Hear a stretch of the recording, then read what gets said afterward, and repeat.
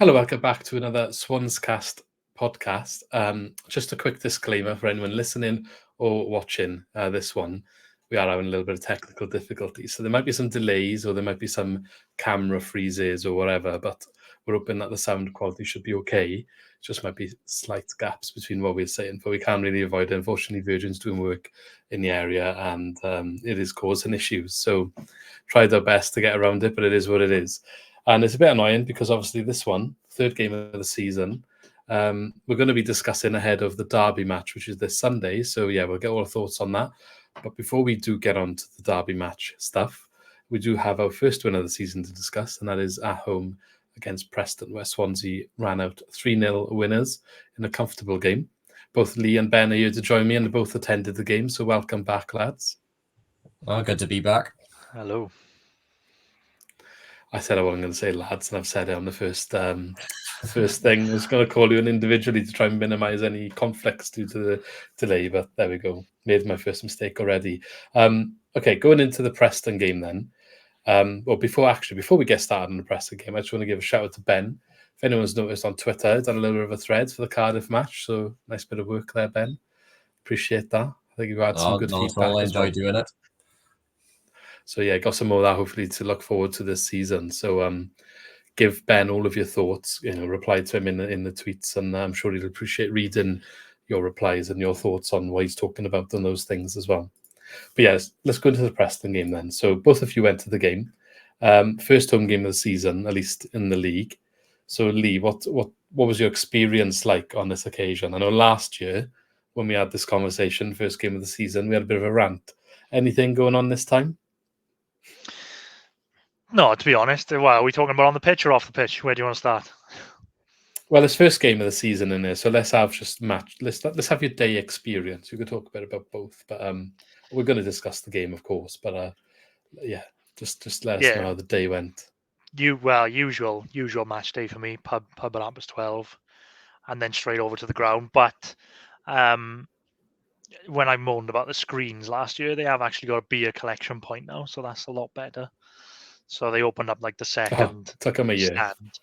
Yeah, they've opened up like the second concourse bit, and like if you've ordered a beer, you can just go there and just pick up your beer, which is what we were crying out for last year.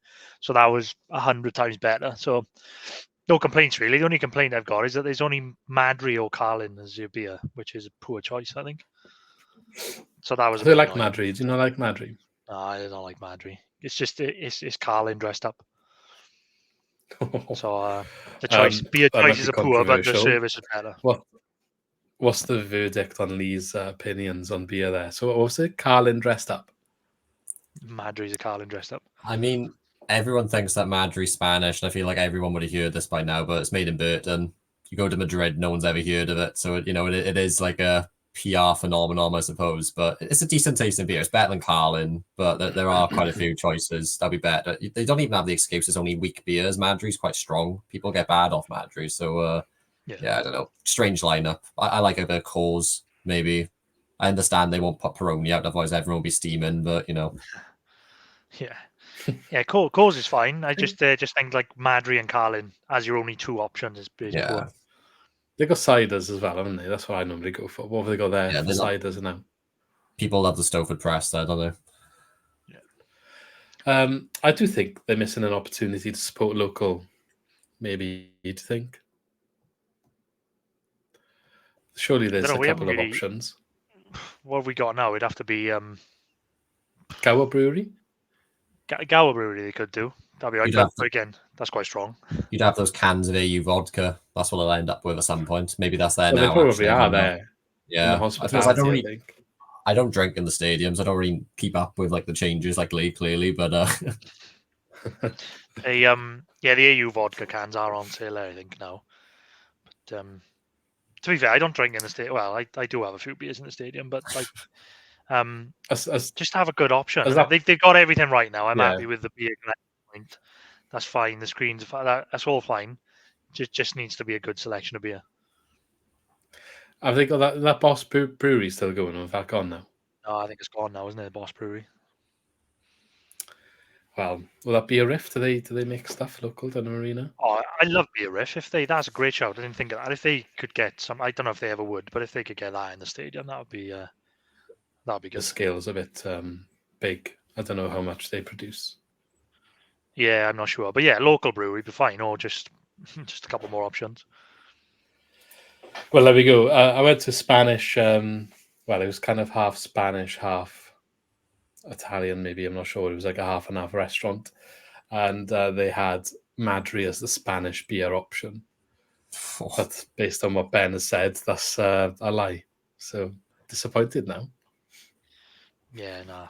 See, I told you, it's just dressed up. If you look, the logo of Madri looks like Tyson Fury. It's just not very Spanish. I thought it was like Peaky Blinders beer or something. But I mean, anyway, they've done well. Madri is Yeah. the fastest growing beer launch like ever. I think it just came out of nowhere, and all of a sudden every pub in the UK had it. But yeah, it's I feel it's a trend beer. I think give it 5 years, and it won't be as popular anymore, probably. maybe there's a good Because we longevity. had Prava in the stadium last year. I'm not a big fan of that, but it's better than Madri. It's better than Carlin for sure. I don't know what agency they're working with that selects them. Like, Yeah, They always I don't go know. for usually the cheapest ones. That's why it's surprising Madri's there. Like Amstel and Carlin are common ones because the cheapest ones for them to buy, but they'll still charge whatever for them. Madri, they have to pay a bit more. So I don't really know why we've got Madri, to be honest, but there we are. Are they the same price in the stadium then? Can't be, surely. Madri a bit Maybe like more? 30p more or something, Lee, maybe. Yeah, I can't remember, but I think it is a little bit more. That's probably what they want to do, is have a budget and have one that they're going to say is the premium one, isn't it? That's probably what their aim is, because I think you pay like more for like the dark fruit cider compared to the normal cider. It's probably the same sort of system. Yeah. Okay, well, that's a bit better. Match day. The cardboard cups haven't made a comeback, I take it, because you mentioned them. No, Anything from your cups. experience then, Ben? I've heard the Mel Nurse bar went down well. I didn't actually go in, but just the general theme of it, it all seemed like very, respectful and well done out. Apart from that, the safe standing's been brought in. I don't sit that far over in the East stand, but that's, that should have been there years ago, is the truth of it. Everyone stands there anyway. Didn't seem to stop the people next to the safe standing from standing as well, despite the, vigorous emails they sent out saying not to. Yeah. So yeah, I think whatever changes they've made has been good. The floodlights, I'm not going to lie, when they said, I think this was the cup game when they said, there's new floodlights or whatever, I wouldn't have noticed they were new. That's just my opinion, but there we are. Really? I mean, I guess the difference is, did you go to the cup game? You did go to the cup game, didn't you? I've heard, though, from people that I spoke to, said they were very bright. So don't know. Maybe I need to get my eyes tested then, I'm not sure. Maybe you're immune to it, but apparently they were like telling people not to look at them, and then people obviously looked at them then because you told them not to do it. Yeah, that was silly. I wasn't planning on staring directly into the floodlights, but after they went on the telecom and said, don't look at them, well, there we are. Okay, let's talk about some of the football then. Good win, 3-0. I think in hindsight, you look back and think, well, yeah, okay, Preston are in a bit of trouble at the moment. Mike Marsh actually only lasted the one league game, and then he was gone. They've actually appointed Hecklebottom now, haven't they, as a permanent option. So they've maybe come out of the other end of their issue. I'm sure it'll take some time to settle and get his ideas in, but we've played them. We were perhaps worried the whole, they sacked the manager, they always do well against us, but maybe that wasn't the case. I think it was a good start to the game. Lee, what do you make of the performance on the whole? And then maybe if you want to run through any highlights that you had from the match. Yeah, I think we were good value for the win. At the beginning, not to sound really negative after a 3-0 win, but at the beginning it kind of seemed like it was same old theme at home. We were really good for 20 minutes, but without actually creating any really good clear-cut chances. I thought the ball was going wide and Ronald looked dangerous, so did Timon, especially on that left-hand side. I think we just looked really good, but like you said, we're 20 minutes into the game. I didn't think we created a lot, which is quite similar to what we've seen. And then I think once we got the penalty and stuck that first goal in, I think that was massive for us, because I think similar theme when we play at home, isn't it? Once we go 1-0 up, we just need that first goal, and we kind of play a little bit then. And then similar theme that we always see at home. We always seem to have that first 10 minutes of the second half where we're slow starting, and Preston actually had a really good couple of chances at the beginning of the second half. And then again, the goal just came at the right time. The Abdullahi goal, I know, was a bit fortunate, but I think that just came at the right time as well. And that kind of put the game to bed. And then we just looked really good after that. We really settled in, and the ball was moving around, and they looked really sharp again. So I think overall good performance. I think we just needed that first win, and to get 3-0 win is a massive confidence boost. But well, I think overall pleased, but still some things to work on. For anyone unaware, the first goal was Matt Grimes' penalty. I think Ahmad across, that was handball into the box. Give the pen for that. So yeah, he had a penalty. It was a decent penalty, to be fair. Back to scoring them, because I know he missed one recently, didn't he? So second half, then Abdullahi did get a goal assisted by Ollie Cooper. Looked like a shot that kind of hit him and went in.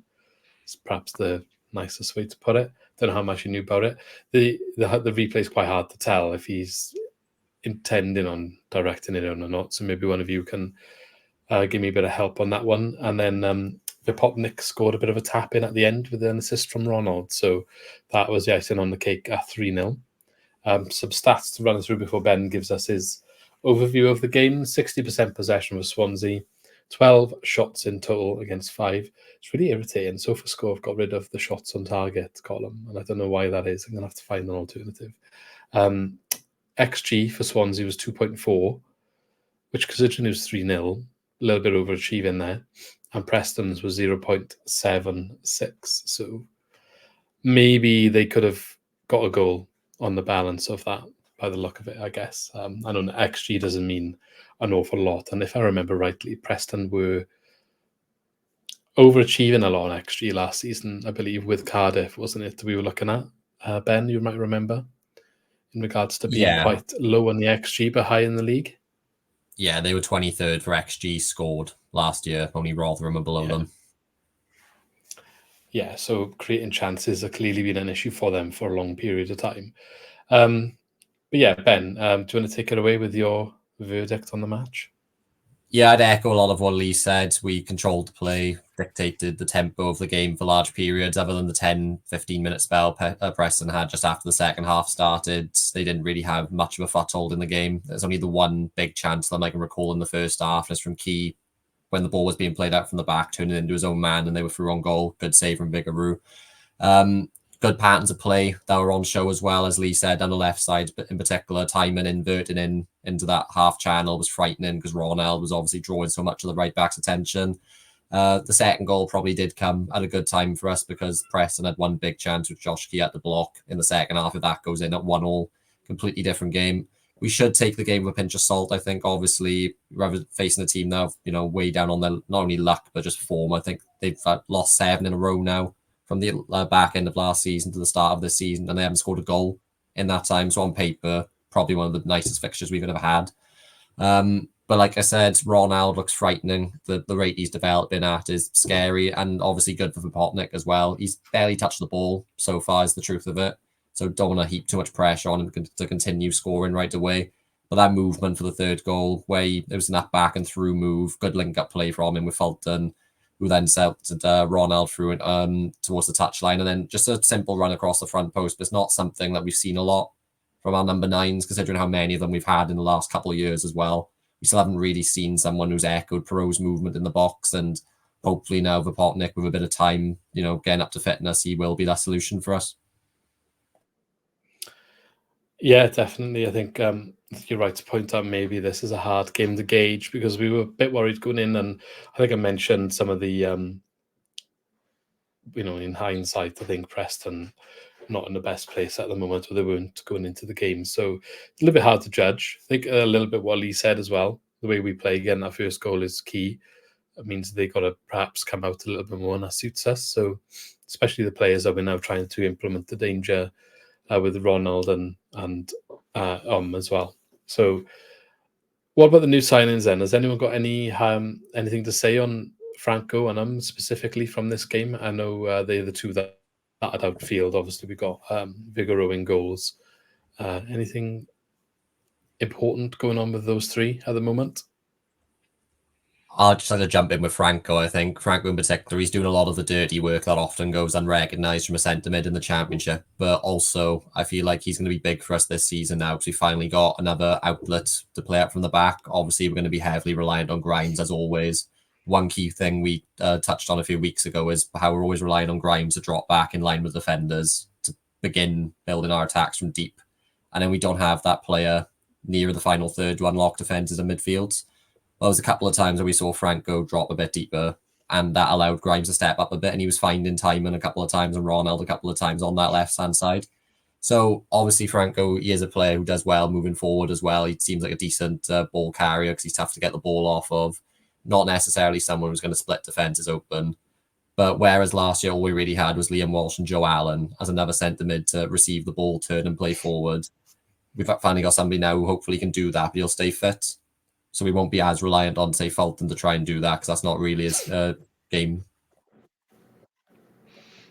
Yeah, I thought Franco was good. I really like neat and tidy player. Like you said, I think he can kind of free Grimes up a little bit. I was quite impressed with him. And there was one in the first half, and when he went for an overhead kick, and it wasn't that bad actually. If that had gone in, that would have been some home debut. But no, like Ben said, I think he'll probably go unnoticed. You won't see him. You probably won't see him like doing all the fancy stuff throughout the game, but like Grimes has done for years. Really, you don't kind of see him in the limelight, but to have another one alongside Grimes, that's quite frightening. I think it's a really good signing. Was really impressed with him, and then as well, I thought he looked really sharp on the other wing. Like Ronald, I think Ronald is kind of the standout performer, but looks really sharp on the other wing as well. To have two dangerous wingers is something that we haven't seen for, I don't know, since like Routledge and Dyer days, I guess. This looks really good. Have we decided if it's more on? We've been told both, haven't we? And I'm not. Is it one or the other? I'm pretty sure it's I saw another post on Twitter from a Korean source who wanted to correct the Swans fans and their chant that it is So yeah, we'll go with I think the East Did we Stand mention will that go with last week? Yeah, we did, didn't we? Yeah, I think we'll go with but I suspect the East Stand will continue to go with Yom just because how good it makes the chant. But you know, we can't control that. Yom. Yeah. What about for Potnick then? Obviously, he came off the bench and not necessarily a new signing, but may as well be. But show it on league debut as well. Yeah, I mean, starting with Potnick, I think, as I said, he's barely touched the ball. I do think he's only touched the ball about 6 times in his 2 sub appearances so far. So it must be stressed. I can't see him suddenly, scoring a goal a game over the coming months. I do think that's more because of the system. It's exactly 6. It is exactly 6. I think it's more because of the system rather than Potnick himself. We see, I think Cullen had a similarly low amount of touches in this game as well. Obviously, what Cullen does brilliantly is off the ball, he'll run into the ground for you, which is important in, maintaining the intensity that we win the ball back quickly and, get back into our patterns of play. 10 for Cullen in this game. Obviously, if you average it out along the time, each contributed to the match, I guess it's about equal. Yeah. Exactly. It's good. We got 2 number 9s with completely different skill sets now, so we have different options. But we'll have to see how our style of play really evolves, or if it evolves in the coming weeks. Right now, we're heavily looking to go out wide, mostly on the left, but also on the right with Key and Ji-sung. So whoever the number 9 is, they are going to be passengers in the game for a lot of the time. I feel like Luke Williams almost solved the Perot problem, whereas Perot was essential to our build-up play before. He'd be the one dropping in, drawing centre-backs out, progressing the ball even if he was on the half turn. He's gone, right, okay, I'll build a system where we don't need the number 9 to do any of that. And it can alienate the striker, I suppose. But what you see with Potnick, I've seen a few people say on Twitter, and you could argue it's right, if he does continue to make those movements, we do get into positions to cross the ball a lot. So if he's on the pitch for 90 minutes, he makes, say, 3 or 4 of those runs. Hopefully they find him every once in a while, and he will end the season with 15 goals. Yeah. That is the exciting thing. I think Ben's spot on. I think a lot of it goes wide. But I was looking at Potnick in particular when he came on, and he just seems like a proper out-and-out 9, where you'll just get on the end of crosses and make those good runs. I think like the goal, like you said earlier, the goal that he did score was a lovely run in behind, and then when the ball comes back in the box, he gets across his defender. And then he done it again later on in the game where I think it just gets cleared away. But he's there again. If the defender just missed that other cross, he would have had a second, because he makes a similar run. And I think that's probably something that we haven't had for a long time, just having that proper 9 that will just be on the end of a move. Basically, like you said, he won't see them touching the ball 100 times in a game. But if he touches the ball twice in a game and scores 2 goals, then I'm all for that. And like you said, I think most of the work will be done out wide. So, well, hopefully that's the way it works. But yeah, we'll see. But it looks good so far. All I would add as well is, even though he didn't touch the ball many times, he did in the build-up for his goal. The up-back and through move with Fulton, Ronald, with Potnick. It was a simple enough move. One-touch football, though, very nice to see. But one thing I have noticed with him in that game and in the Gillingham game when he made a little appearance as well, the ball does seem to stick to his feet, whether it's at chest height, floor level. It's not a lack of skill in terms of link-up play that's preventing him getting the ball. When he's got the ball, I don't really think he's put a foot wrong so far. But it's just our system where, for whatever reason, we choose not to try and play into the central areas. So there may be games where we decide, right, we're going to struggle out wide, or maybe they're playing 5 in the back, so we need to try and move the ball around in the middle a bit more to create space out wide. I don't know. But going into the Cardiff game, I'd suspect we'll just go with the same plan as Preston because it worked so well. So probably Cullen starting, Vipotnik coming on if needed, I'd imagine. Yeah. Yeah, the Cardiff game will be interesting, and we'll get on to that shortly. I guess short on it, probably not much to say there. The fact that he actually came on in the league suggests to me that he's going to be part of the season. Was it an injury for Timon, or was it just a case of fresh legs? He looked shattered, Timon. Yeah. I think there was one where he just gone down the left wing at a track back, and then it may have been Viguru was trying to play a straight back out to him, and he just held his hand up and said, no, give me a sec, just because panting. To be fair, the amount he runs, it's not like he's not match fit, Timon. He almost plays 2 positions, doesn't he? Yeah. The amount of times he gets up and down the channel, the amount of times he was inside Ronald in this game and made those bursting runs, and how many times he received the ball, it's going to tire you out. He was very good at it. There was one even where I believe he picked it up in our box and ended with their box. He just ran in a straight line.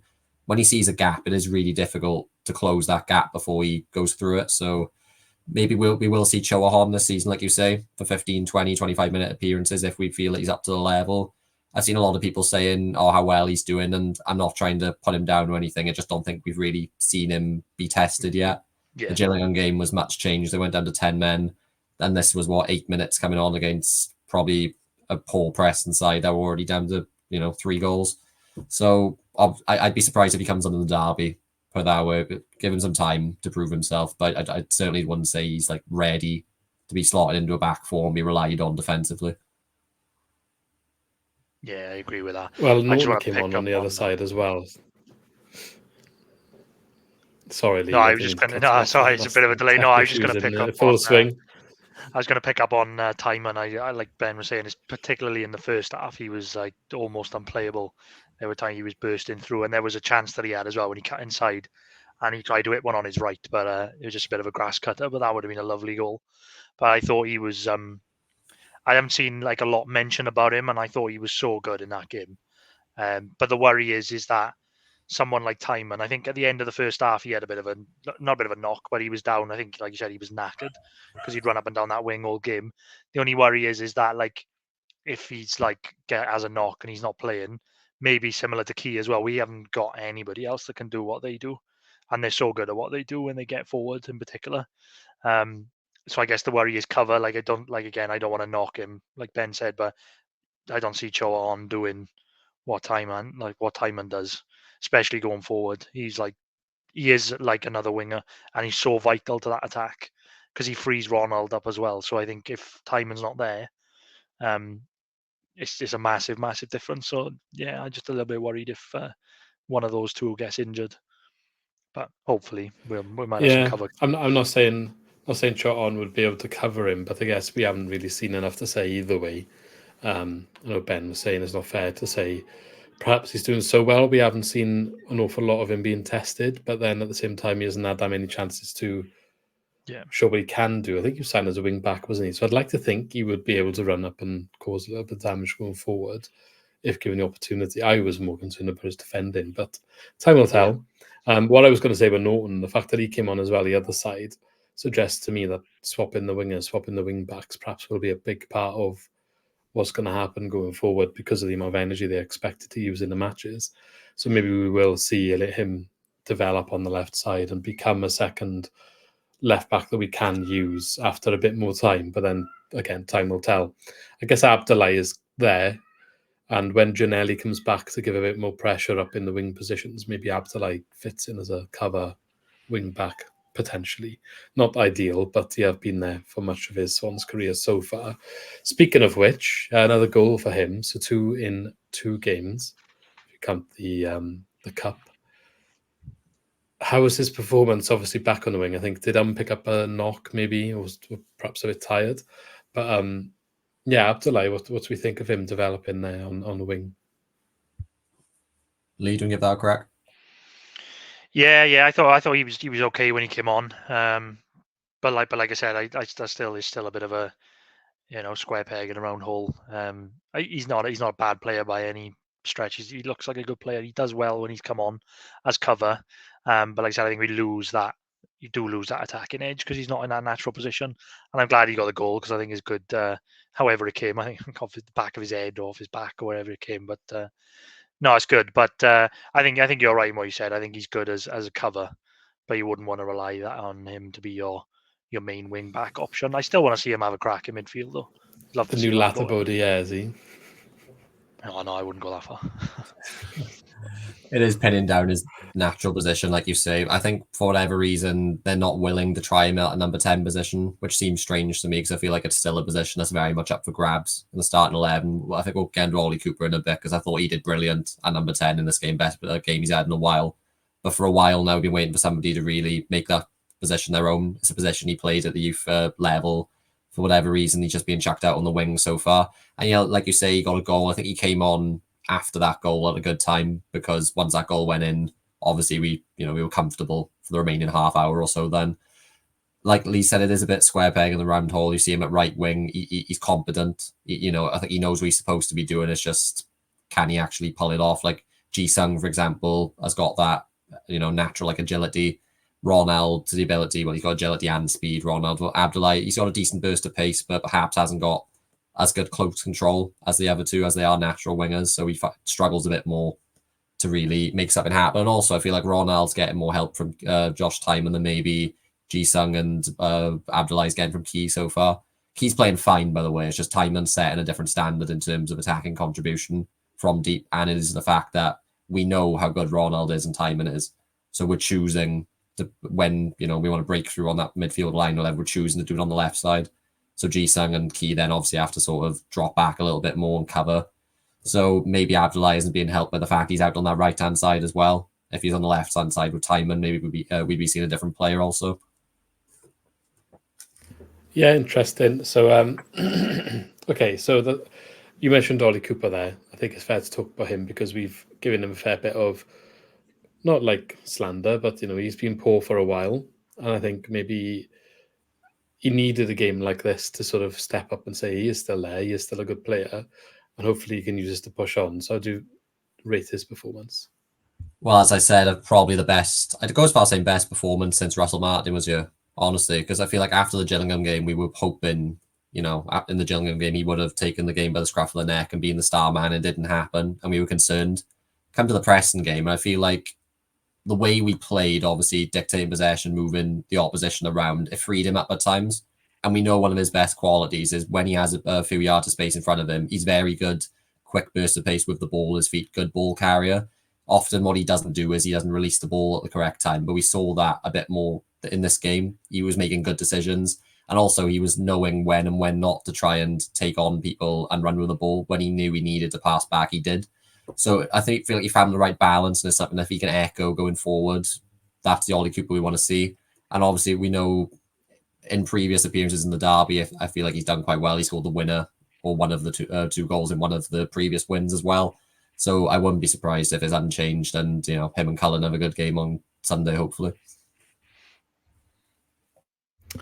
Yeah, brilliant. Okay, so anything else to add about this match before we move on and maybe check out our predictions? I think just in general, like you said, Cooper was really good. I've been quite vocal about how disappointing he'd been particularly last season. But yeah, he looked like a different player. Like that, like we said about Franco and Grimes, I think having them two there, whoever's playing in front of them, like it was Cooper on Saturday, is just going to have a great time, and he looked more comfortable. I think like last year he was out on the wing at one point, then he's like in the middle, but being asked to kind of get involved in like, you know, contributing in different ways because it was Fulton and Grimes, but having Franco and Grimes there is going to free up what goes on in front, and Cooper took full advantage of it. I thought he'd be good, but there were so many.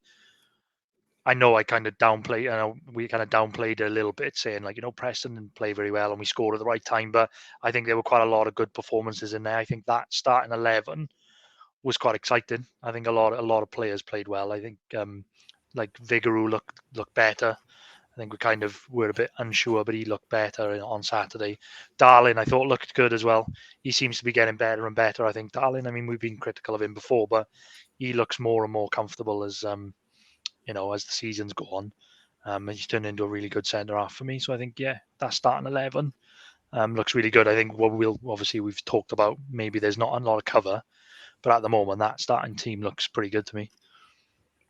Yeah, just to add to what Lee said, I think the excitement we saw with that midfield three of Cooper, Grimes, Franco, I feel like the Grimes, Franco, Fulton debate from the start's over for me now. I feel like when everyone's fit, having a more attacking presence, as whether it's Cooper, whether we try Abdullahi, whether it's a new signing, I feel like we need that sort of number 10 there, because it made such a difference for how quickly we're able to get up the pitch. Which is, you know, speed is probably one of our biggest issues. Not in terms of taking people on, but how quickly we get from back to front. Sometimes we do go sideways and back too much at times, too slowly. Having Cooper there, it really worked in this game. Whether it'll work every week, I don't know. But I feel like the three of Franco, Fulton, and Grimes, it's a very conservative three, maybe something you'd go with when you're up against it away from home. You know, when you're at it, your Burnleys, your Lutons, and you just want to sort of contain for the first half. In a game like this where we're at home and we want to go out and be confident we can win, I feel like you've got to have Cooper or someone else at the number 10 position. Be interesting to see what happens with Joe Allen when he's fit as well, because that midfield, if Cooper continues to perform like he does as well, you know, I'd imagine he's going to be an impact player. Yeah. Come on and he will be. goal the game in the end. That probably is a good use for him this season. I did read something saying don't expect to see Allen and Ginnelly back for quite a while. So I wouldn't hold out any hopes for seeing Ginnelly on the left wing, Ronald on the right wing, or midfield two of Grimes and Allen. Struggling. Apparently. That's like in the know. So, you know, on Twitter that is, but it's not like Wales Online or anything. What's Allen even done? Like his wrist signing a new deal or what? No, I think it was something with his toe, but you know, he always has hamstring issues, doesn't he? Or calf issues, one of the two. I think it's hamstring and calf. Great. So I love the fact that he have just signed a new deal and not going to see him for some time. It must be on got pennies. Liam Walsh back. He's gone to Luton now, hasn't he? Yeah, it must be on pennies. Valen, I don't see how we would have offered it otherwise. Yeah, I think he's just happy to stay around, and I think it is on reduced terms. Okay, so what's the predictions then? Should we have a look? Yeah. So Lee went 1-1. Luke went 2-1 to the Swans. I went 1-0. Obviously, the game came in with a 3-0 win. So that means myself and Luke picked up 2 points each. Lee, unfortunately, picking up none, but he did get one right on the opening day, so it's not all bad. So total points so far, Lee and Luke are on 2, and early days, but I'm currently ahead on 4. See, Lee, like all that big talk after the first week. And then enough. Key doesn't make that block. Key doesn't make that block, and it goes to 1-1. I think it might stay like that. But I'll take the 3. Well, that didn't happen, did it? So, are we going to do our predictions ahead of Cardiff now? Or should we discuss it first a bit? Are you all still discuss it debating first, what you want to do? May change our minds after we discuss it. Yeah, I was going to say you might convince. So, might convince. Okay. Well, before we get into that, any transfer news? There's a couple of odd things, not really anything Swans related, I don't believe, unless anyone's got anything that I'm unaware of. Bashir Humphreys is going to Burnley for some ridiculous fee. 12 million?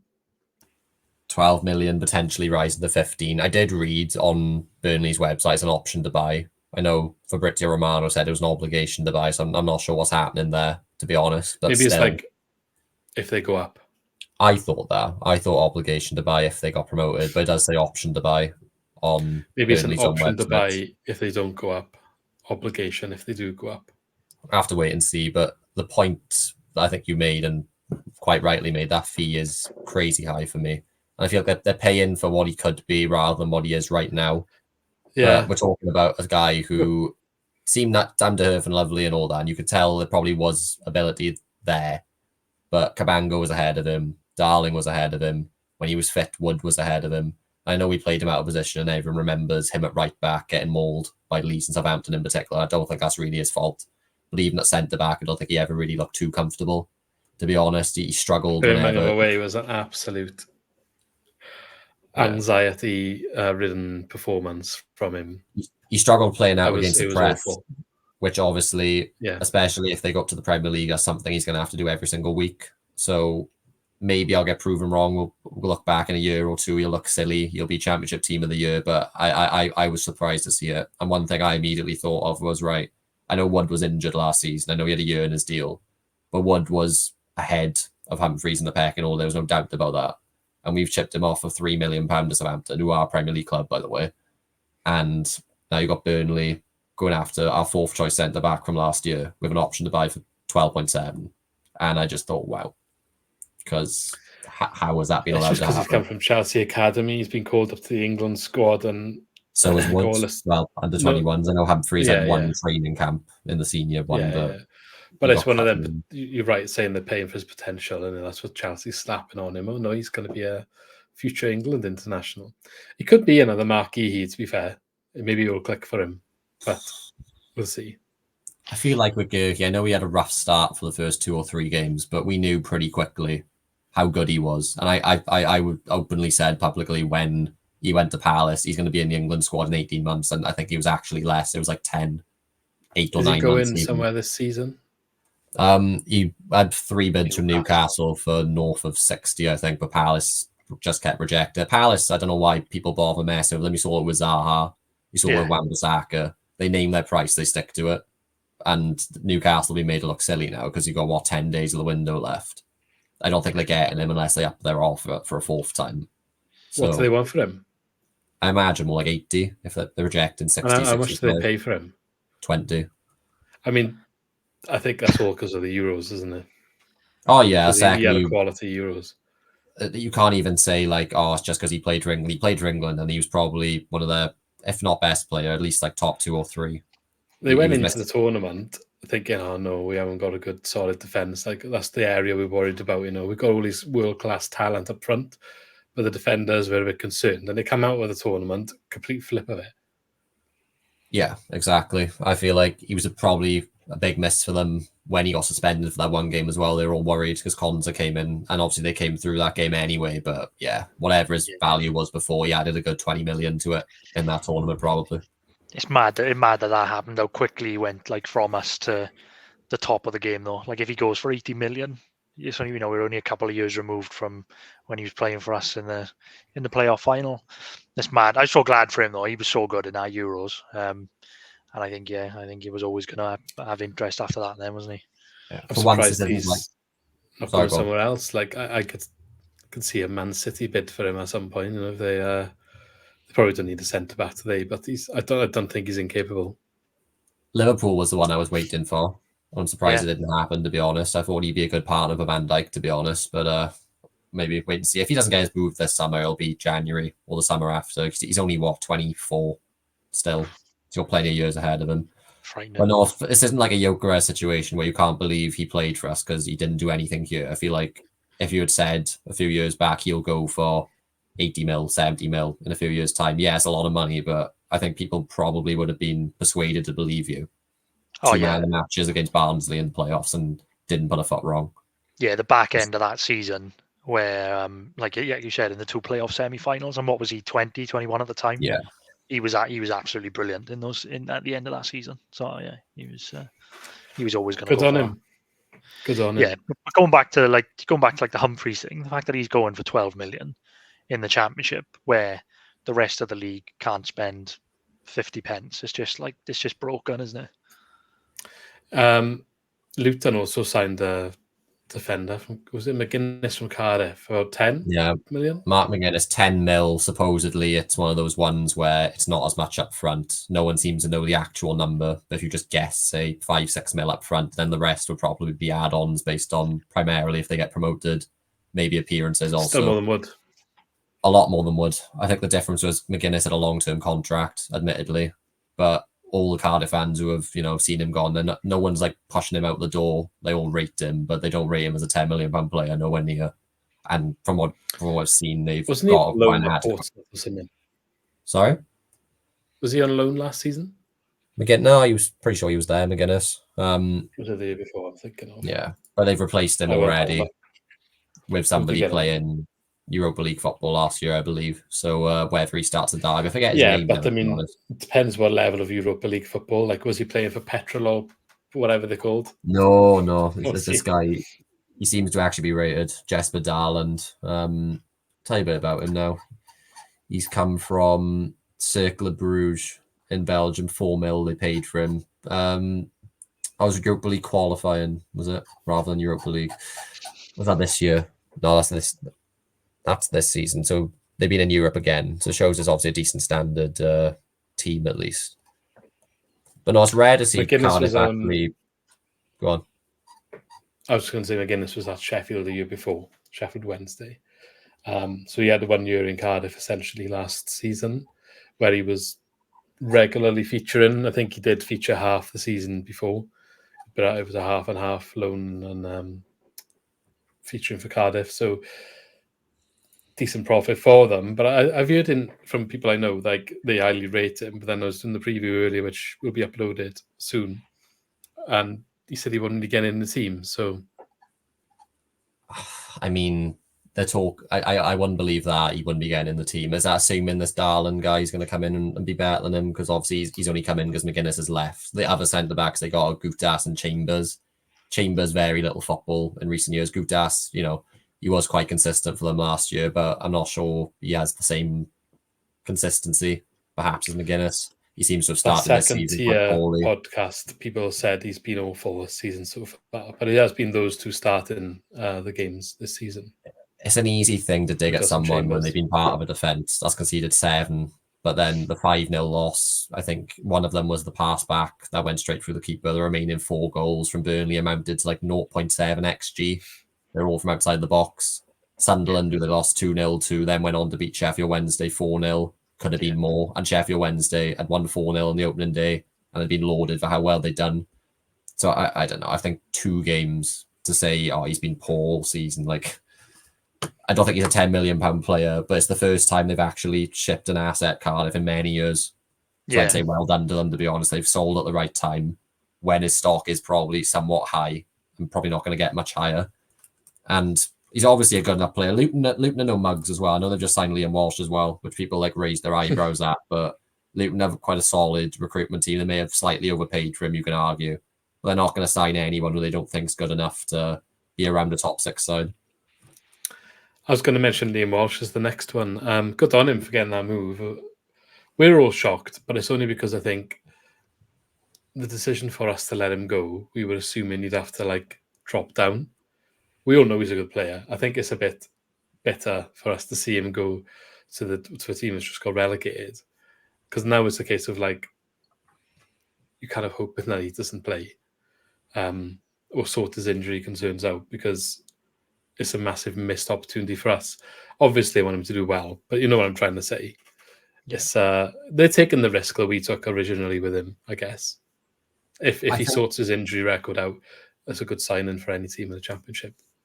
I don't think for a second he's going to start 30 games this season. I think they do well to get 25 appearances out of him, truth be told. But the difference is Luton probably have the wage capacity to happily have him as 4th, 5th choice centre mid and try and manage his minutes. Play him in cup games, bring him off after an hour, bring him on for the last half hour when they're drawing, losing, only winning by a goal, when they need a bit of flair, when they need to just keep the tempo up. I honestly wouldn't be surprised if they said to him, look, you're not going to be first choice. You're not even going to be starting many games. And that's not because we don't believe in you. It's because you've proven over the last 5 years, you do consistently get injured. All we want to do, bring you on for half hour. You're probably going to make more sub appearances than anyone else in the squad. But we'd rather have you play half hour 25, 30 times than start, 2 games in a row and get injured again. Because that's the issue. When you rely on him, you almost feel like you can't drop him because of how much he improves the team. But then we've done that twice in 2 years and he immediately got injured straight afterwards. So I hope for You're his like, sake we're this on up to the form. He's playing class. Gone. Yeah. There was that one, wasn't there? I think it was where he played 3 times in a week because they tried to play We 3 times in questioned a that. week. I think it was West Brom, wasn't it, at home? Yeah. I remember Yeah, seeing the and then he went lineup and we off. were like, Walsh again. I was like, not that I don't want to see him there. You Just couldn't drop concerned. him, like you said, you couldn't drop him because he was playing so well. But no, Ben's hit the nail on the head. I think Luton have got the luxury where they don't have to play him every week. So if they can drop him in when they need him, because they've got the luxury of playing other players to start and then bringing him on, just drip feeding him in. That's a recipe for success, if you ask me, with him, because that's perfect. That's perfect for him with his injury record and him coming off the bench to change a game. I think I think we're gonna see some big performances from him this season in those like 30-minute cameos. I think he's gonna be good. Charlie Bettino, then, I think another one that's maybe on the move. Where did you say he was going? Deportivo La Coruña, is it? Yeah, I think that's what I read. Spanish second division. Segunda. Ben added a bit of flair to the pronunciation there. Well done. Have a Madri with that. Yeah. Any information on that one then? I mean, it's a bit of a fall from grace considering the scouts that were watching him last year. Yes, it's not quite Juventus, is it? Unfortunately for him, £1 million, supposedly a big sell-on clause from Arsenal. It's one of those ones. I feel like Spanish football probably will suit him more. It's a slower pace. He'll have possibly more time on the ball, which he always wanted more time on the ball. The Swans, but never got it. Definitely a good player in there. All I'm seeing on Twitter is Arsenal fans stunned because they honestly thought, give it a couple of years, he'll be in the first team for them, which we know probably wouldn't have been the case. But yeah, wish him all the best. I didn't expect necessarily him to go abroad, but then any division in English football he goes to, it is going to be that intensity. So, it's an interesting career move for him, but probably on paper more likely to work out than if he had another championship loan. There's a few players going abroad now, isn't there? Like, it used to be quite rare to see British players making that sort of move to Europe. I feel like there's quite a few of them. Sober Thomas, Ollie McBurney, a couple of them testing the waters.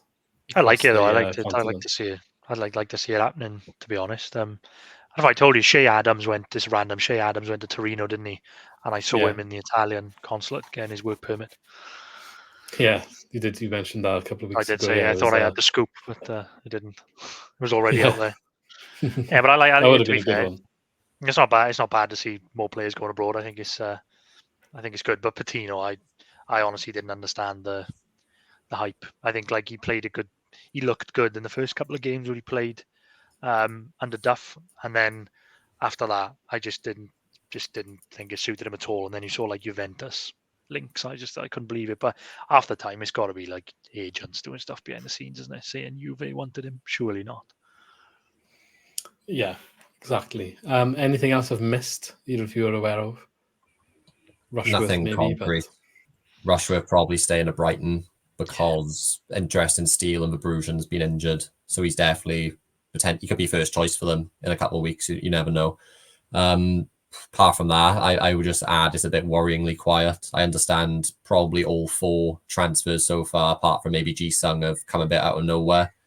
And you read about them 1 minute and then within a day or two, they're announced. I don't know. It's been 3 weeks since Vipotnik signed now. I'm a bit concerned, particularly it doesn't seem like we're after a permanent centre-back. Harry Darling, Kabanga are only senior centre-backs and they've both got a year in their contracts. Pedersen's there. He's got to be being considered as one of them. That's the next answer. year he's out of contract as well, though. And well, that's what they're doing. Next year's problem, innit? Which is wrong, but that's obviously what they're doing. I don't know.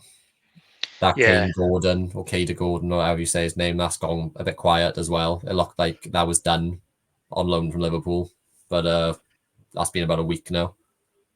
Yeah, well, we had that with Humphreys last year, done and then it wasn't, and then it was.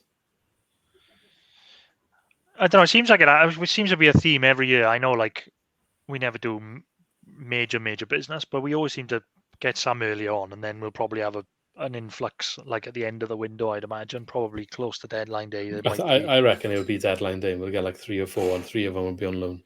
Yeah, but that's happened last couple of seasons, isn't it, when we get like a couple in the door really late on in the window. So that's what I'm expecting.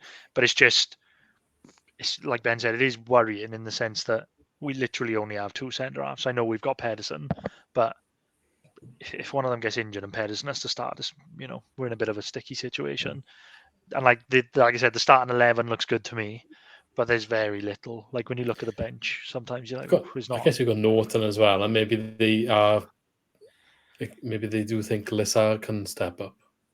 I'm not trying to justify it for them, but I'm just trying to think of their thought process.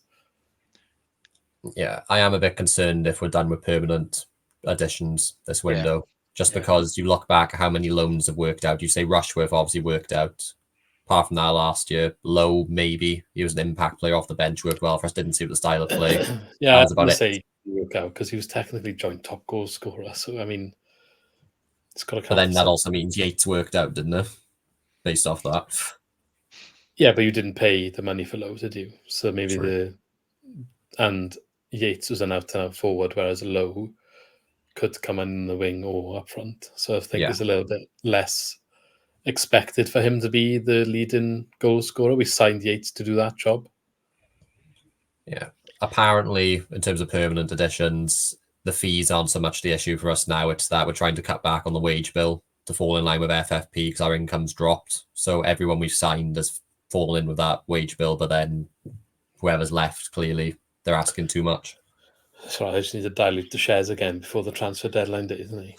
Yeah, I think they're probably. I'm speculating, but I'd like to think that we are quiet because we're trying to, get the right deals over the line, like get some permanent signings in, and they are the right signings, which I think with what we've done so far with the players we have brought in, look to be really good deals to me. So I'm hopeful that that's what's going on, and we're not going to have an influx of 4 or 5 loan players. Well, 4 loan players at the end of the window, because, like you said, at this stage going into next season, we haven't got a centre half because Cabango and Darlin are out of contract, aren't they?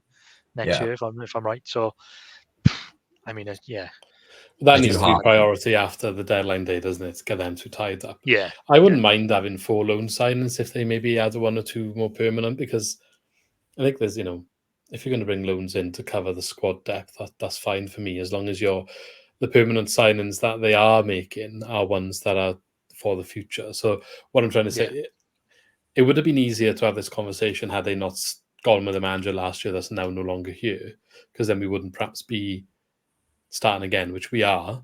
So you've got to start again and transition the whole squad. So if he gets 5 permanent signings in a window and then Boss does the rest with loan this time, in theory next year they're all a year older, they're all a year better. Maybe one of them goes, maybe they don't. But then you do the same thing again, 4 or 5 permanent. The year after then, in theory, you don't need as many loans. Obviously, I'm assuming you'd have to sell 1 or 2 to raise a lot of the money. That's normally what happens. But you get what I'm saying in terms of if this is a consistent thing. The problem is we don't have a manager in for long enough to see that through to the point where the squad is built back up. And it just happens that you're making the progress and all of a sudden there's a change of manager at whatever time of the season. And then some of the players don't fit anymore. And it's like starting again or trimming down a little bit more before you add again. And it takes a few windows, I think, to get the permanents in. And the way that we are doing it is looking for players that we can develop for sell on. That's essentially what we want to do. Yeah, that's why I really like the business we did this year. Like, quite young players, all like 22, 23 on 4-year contracts. Though the permanent signings we've done this summer, I've been really, really happy with.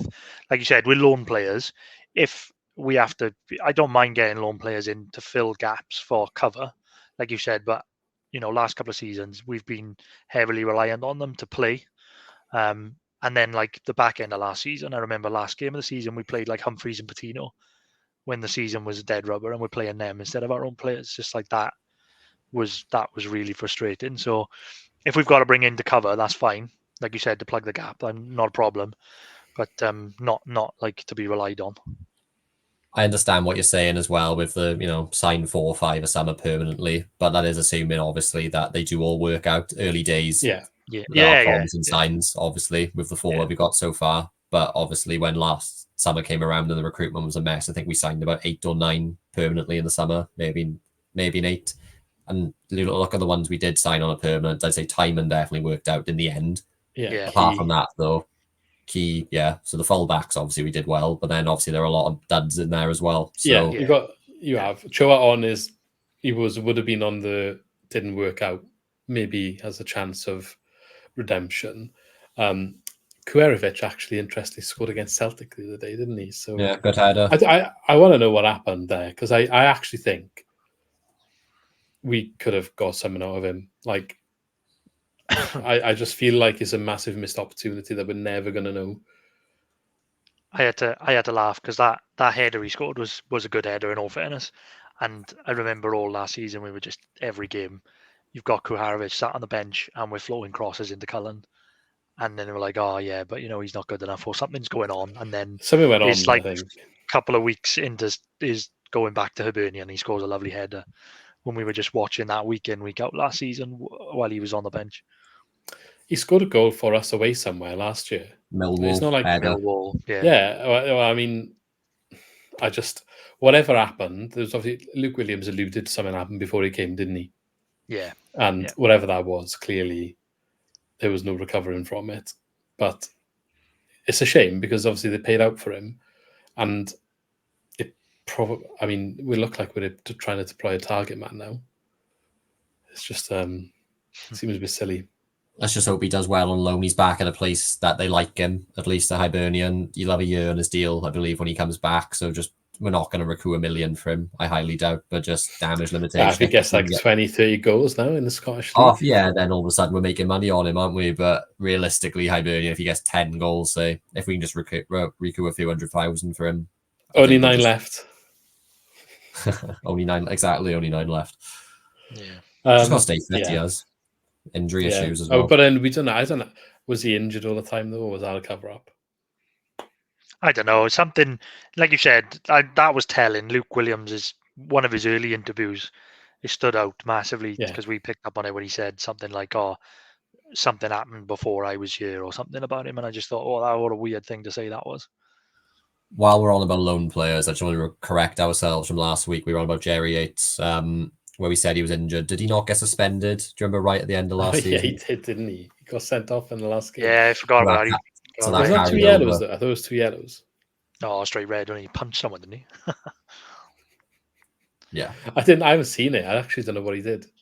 Oh, right. Yeah, it was funny at the time. Was it Millwall? Yeah. Millwall. Yeah, of course it was Millwall. There was 2 reds, wasn't there? Yeah. Yeah, I think they had one as well, did they? Yeah, they were probably scrap then. I don't even know how it kicked off.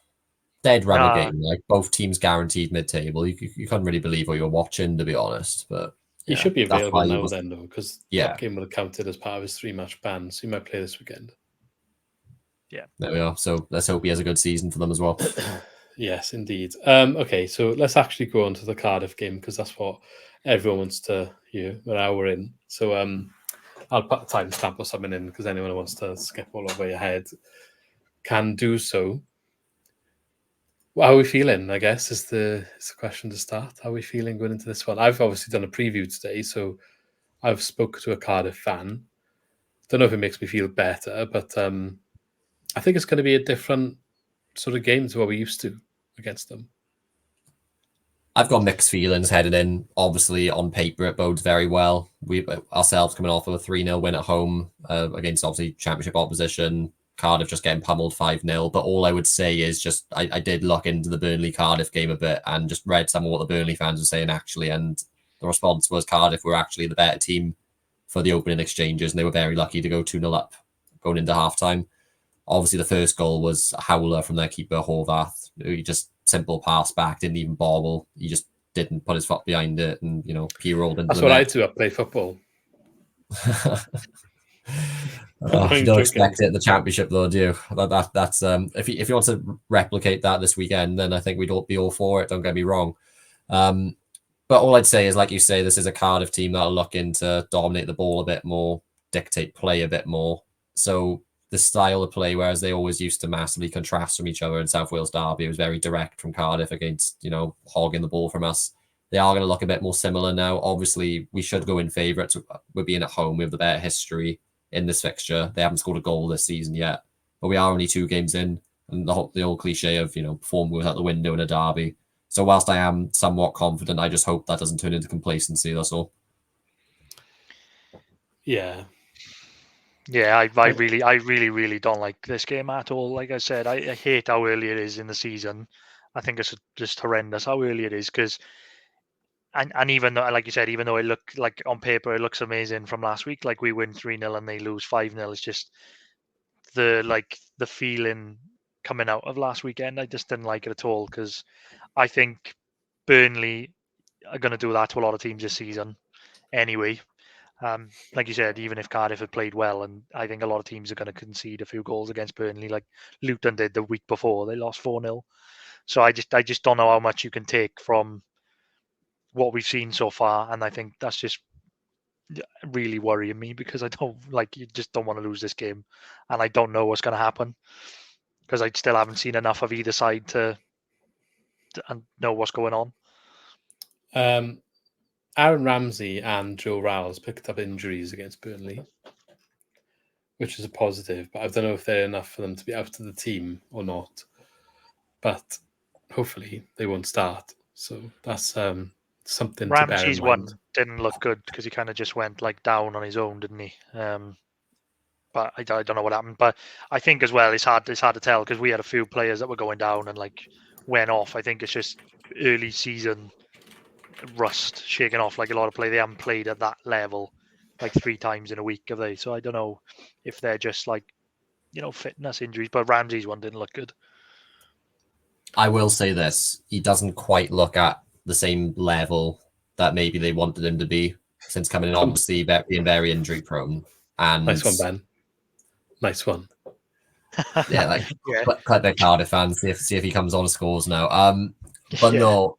So basically, the reason he got injured was he was left on for 90 minutes twice in a row, which seems crazy. Again, similar to Liam Walsh, they just don't seem to know how to manage their players. Some of these clubs, even the fans can see he shouldn't be playing 90 minutes back to back, but they did, even after going 3-4-0 down, where at that point just hook him, save him.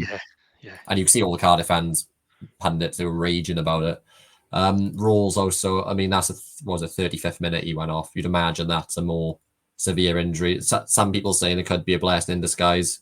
New signing Alex Robertson, formerly of Portsmouth last year, coming in from Man City, by all accounts looks a good player. Maybe, it's a tough, if he does play as expected, it's going to be a tough debut for him, don't get me wrong, or tough start, South Wales Derby. Who else will come in then? I'm not exactly sure, to be honest. But all I'm saying is they do have options. Just because Rawls and Ramsey were starting, you've seen plenty of players saying that midfield duo, they don't have the legs, they shouldn't be together. You need maybe someone like Robertson to come in and partner. So we'll have to wait and see. I feel like I don't want to celebrate somebody being unavailable through injury because sometimes you see it, their replacement comes in and they end up outperforming them. Yeah. Yeah, no, that's fair enough. So yeah, I think it will be weird because as you've already sort of mentioned, they are looking to dominate the ball too. I believe they outpossessed Sunderland in the first game. They outpossessed Burnley. I'm intrigued. I know that's not the result, but I'm intrigued to see who actually ends this game with more possession. Now, I don't want to stick the Cardiff fans have given over the years about possession stats and all that. It's quite interesting to see if they do come down here and try to outpass us. That would be quite funny to see, I think. But whether they can do that or not, we'll have to wait and see. And if they got a plan B, potentially, if they can't, maybe because it'll be the only time this season that a team has had more ball on them. But then they haven't won yet, so maybe that's not actually a good thing. It's quite interesting, isn't it? Quite interesting set of circumstances. Do you think that would actually play into our hands, though? I know Swansea City aren't typically a team that sets up the counter, but Cullen, Ronald, Timon, Cooper, Ji-sung, Key. Quite quick. All of a sudden, a team that's been, belittled for how slow it is. Now that, Ronald's playing consistently, Timon and Kiev sort of had the shackles let loose. This isn't like duff ball anymore. They never get forward. If there are gaps that they leave open and, we press, we win the ball back, you could potentially see us set up to counter a bit more than normal. Maybe. But then also, it's a tough one. You don't want to do too much different from pressing because it worked. I look at their team. If we set up to dominate the ball as you'd expect us to do at home, again, you see a lot of the similar things being, labels thrown at Cardiff. They don't have a lot of pace on their side. Isaac Davis maybe would have, but he's injured. El Ghazi's probably hasn't got the legs he once did, and he isn't up to fitness properly yet. I don't think he's on the bench at the moment. No, Chris Willock, he probably would be good in the counter-attack, admittedly. Callum O'Dowda probably also would, but he seems to be playing deeper. They like he's left back at the moment. Yeah, so I'm not particularly fearful of them on the counter either. So like you say, it's an interesting game, like how both teams are going to set up. Is one going to react to the other and change their game plan? If Cardiff turn up and try and dominate the ball, are we just going to let them? Are they going to come flying out of the races and just, I'm excited in that respect. Normally, you know exactly tactically what a game in the South Wales Derby is going to look like. This year, maybe not so much. That's so what if you look at Cardiff's form, right? Obviously, they conceded 7 goals in 2 games this season. But if you go back last season, the last 5 in the last season, they conceded 5 against Rotherham, 4 against Middlesbrough, 1 against Southampton, 3 against Millwall. They won against Birmingham, so let's take the one before, and they conceded 3 against Hull. So the defence potentially at the moment isn't working ideally. I know a lot of people are concerned about that, their defence and the amount they concede in. If we look at our attack against their defence, we've got Perry NG probably starting right back. He didn't have a very good time in this match last season against Plaheta, I believe he would have been at the time. Maybe on occasions Ronald if he went over that side. Callum Chambers, who might have some memories of Jefferson Montero to remind him what some top-notch Swansea wingers can kind of do on their game day. Gutas, I think, has had a bit of a slow start to the season, self-admitted by some Cardiff fans as well. I think considering how good he was last year, I know you said earlier, Ben, it's hard to judge it for 2 games. That is true, but I think they're comparing against what he offered last year. And Callum O'Dowda, who's our left back, who isn't our left back, essentially.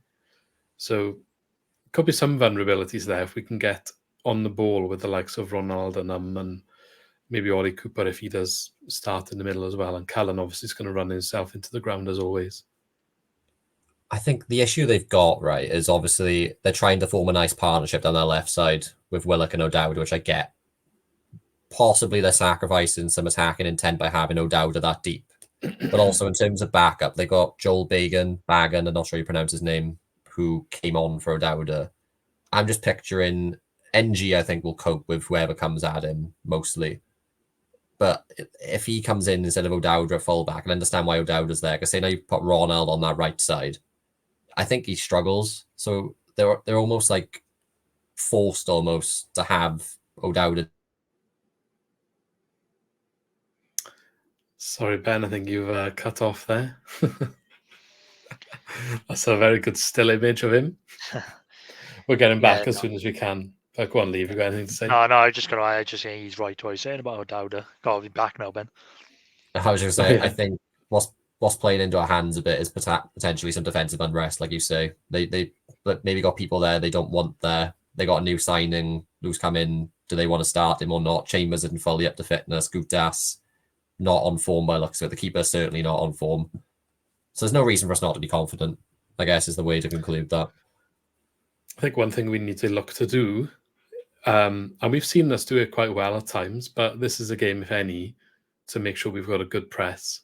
If they're trying to play this, we know what it's like when we've converted from Cooper to Martin and playing up from the back and the sketchy times we had. And even when Luke Williams came in, I mentioned Birmingham away last year. That was the first one where all of a sudden playing up from the back again and the press was horrendous.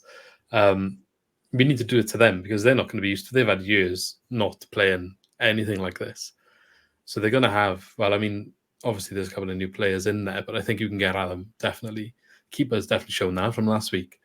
They can make mistakes with the high press and being under that pressure.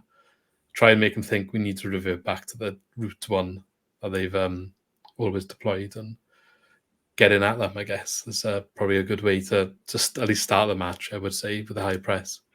We've definitely got the players to do it as well, haven't we?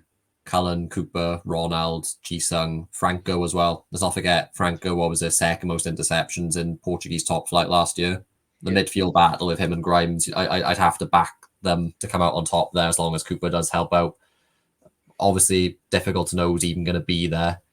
This is what I mean. It could almost have played into our hands more if Rawls and Ramsey started, to be honest, because I don't think they're going to cover that same amount of ground. So I am a bit fearful. Everyone seems to really rate this Robertson. If he does come in, there'll be a big occasion for him, but he could keep things ticking over a bit more tenacity in midfield than we otherwise would have seen. We'll have to wait and see. We don't exactly know who's going to be fully fit. It'd be a massive game to chuck him in, considering both Ramsey and Rawls, yeah, sorry, picked up injuries. He didn't come on. Robertson against Burnley, yeah. No, he didn't. You're right. Ramsey, I just keep in mind Ramsey that was like last minute of the game. He was last minute of the game and they ran out of subs. Rawls, they brought on Ruben Colwill. They opted for a more attacking change, then dropped Ramsey back, I presume. So yeah, you're right. He hasn't come on. I'm not sure whether that's because of fitness or not. He obviously, by all accounts, played a lot last season, so it's not as if he can't handle the 90 minutes. It's just, yeah, maybe they just thought wrong environment to chuck him on for his debut, potentially. 4-0 down at Turf Moor. Maybe it's the same thing this week, but we'll have to wait and see. They're not 100% sure they're injured anyway. They might be fit to play, both Ramsey and Rawls, from what I gather. So it's not actually announced whether they are unavailable yet. Lee, anything you want to discuss about this game before we maybe look at our predictions? No, not really. I think you've covered most of it. It's just still a massive unknown, isn't it? And I think the importance of this game, as we've seen in previous seasons, it does make or break a season. And the fact it's coming so early, I mean, you know, it could change a lot what happens this season, especially for Cardiff. I mean, they're coming in with 2 losses, and even though they're against Burnley and Sunderland, but 2 losses and coming in needing a win and haven't scored a goal. I mean, if we can win on Sunday and add to that could change the course of their season, couldn't it? And you know, and the flip side of that is if they come and they come and beat us, that could turn their season around. And you know, and again, there's already a bit of you know, you see it online, people are like, oh, you know, where are the signings and blah, blah, blah. If you lose the derby, all of a sudden everybody turns, don't they? So, yeah, it just worries me that it's so early, but yeah, let's wait and see. Could be at the risk of looking silly, if they do come down and lose Cardiff now, and they deservedly lose, not like battering, but say 2-0, and they don't really lay a glove on us, would you say Bullet sacked by October, or no? Well, it doesn't get easier for him. He's got Southampton in the cup for the next match, followed by a trip, Middlesbrough at home, Derby away, and Leeds at home. Yeah, I think so. I think yeah, I do. I think it's that big for them, and for us really. I think the game is that big now, where we've seen it in previous seasons, where if people lose this game, it's just kind of the nail in the coffin, isn't it? And teams rarely recover from it. Like Duff never recovered from it, and Cardiff managers previously, when we'd beaten them, you know, McCarthy, who was there? Morrison was in charge, wasn't he? They never recover. I think it's that big. Unfortunately, I think we're a bit. It's a bit weird because, like, from my time watching the Swans Cardiff game was rare, but now obviously we've had 2 a year for the past couple of years now, and it's just like I feel like it's just becoming bigger because we play them so regular. The game's becoming even bigger because they come around quicker. But yeah, I don't know. I do think so. I mean, like you said, don't want to jinx it, but I think if they lose this game after losing the first 2, and like you said, there's 2-0 and it's comfortable, I think I right up against it after that. I feel like what you said is true as well. The South Wales derby has almost become like the Grim Reaper for managers. Yeah, obviously Duff included, but mainly Cardiff managers are speaking about. Yeah, everyone who's lost that game, they weren't around much longer after, were they? There's just been a constant roundabout of managers getting sacked after losing the derby. So yeah, Bullet obviously perhaps has broke the trend, but then at the same time, this game's come earlier than normal. Yeah, they don't normally make a second one. And also, what I'd say is there wasn't much faith in him to be given a new deal either. It sort of dragged on, even though he bucked the trend and had them in a higher league position at the end than normal. It wasn't like, right, well done, here's a contract. It was very iffy whether he was going to get kept on or not. So I think I can see what he's trying to do. It's something that Neil Harris probably tried to do at Cardiff as well, which was I think deep down they know it's not a long-term style of play that will pay off for them. It's not going to get them promoted, and it's probably not going to keep them in the Premier League if they did fluke it as well. So they do need to modernize they do need to modernize their approach and how they play. It's just a case of the squad for them has always played that one way. So it probably would take, it's been a year now, probably takes another year or two before they start bearing fruit from it. So I just don't know if they'll ever give someone the time is the issue. They pull the trigger on managers really quickly. Is it I don't know if it's just me, but is it annoying how big it is now? I just think we could do with I was Just hoping Cardiff would like relegated. go down so we would have a season off it, because I feel like it is just a massive like Stress. distraction. Yeah, it would just, I don't know, it would almost be nice just to have a season where we could actually focus on where we finish. I think it turns into a dead rubber season then, though. To be honest, you see, like I obviously Cardiff fans wind us up like, oh, how much like they're in our heads or whatever, but it's a good occasion, home and away. We had 14k for the gate last week. We're going to sell out this weekend. It's the sort of thing. There is risk to it if it goes wrong, but it gives you a chance to revitalize your season. You can guarantee if we run out 3-0 winners against Cardiff and we batter them, you're going to get probably another 500 season ticket holders in the last minute. The following home game, you're probably going to have more like 17, 18k through the door. And that's just because people are reminded it's exciting, we're playing well. So it's a big opportunity for us as well. If we replicate what we did against Preston in terms of performance, even if it doesn't lead to a massive result. I think people got this idea in their head was slow and boring now, but hopefully in the next few weeks with the signings we've made, we will slowly start to see that change. Yeah. Let's hope so. Fingers crossed anyway. So let's put our money where our mouth is and prediction time. Who wants to go first? I'll go last. Or do you want me to go first? I was going to say the winner leading the league. And so you should go first. That's fine. I didn't want to be greedy. Okay, I'm going 2-0 home win. That's what I was going to say.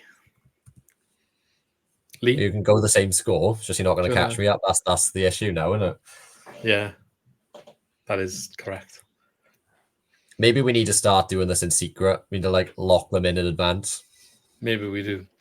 We'll have a look at that going forward. But Lee, what's your? I'm going to go 3-0 Swans. There we are. So it. Oh. I don't know if that's how I really feel, but that's what I'm putting on the paper. Honestly, I've never been so unsure of a derby in my life. So I'm going 1-1 draw. I was tempted to go 0-0 to be honest, just because I think both teams subconsciously won't want to lose because it's so Luke early. Williams riled them up for it last year, though, didn't he?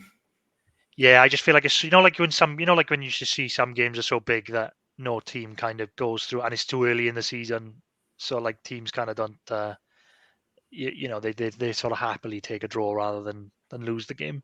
I hope I'm wrong. I don't think it will be. I think the game's too big for that. But I'm going. I'm just going to go 1-1. We'll see who comes out on top then, and if anyone has egg on their face after that. But we'll wrap it up there because I think it's getting on, and I know Ben's probably eagerly awaiting some nice grub. But yeah, we shall catch you all in the next one. So as always, thank you everyone for making it this far. If you're on Spotify or YouTube, don't forget to follow us on Spotify, give us a rating, get involved in the comments on YouTube, leave us a like and subscribe to the channel for everything. I have started uploading the match previews this year. They've always been on YouTube, but they're now going on Spotify as well. So when you're listening to the podcast, you might notice, because it's on the same feed, it is highlighted with the labeling of the actual upload. But some of them are match previews, some of them are podcasts, so something to be aware of if you didn't already notice. But so check them out, because I think some people were missing out, and they tend to do quite well on YouTube. So I wanted to make sure all of the audience was getting access to them. So but thank you again, Lee and Ben, for joining. And hopefully next week, when we reconvene, we'll be in good spirits. So catch you on the next one. See you soon.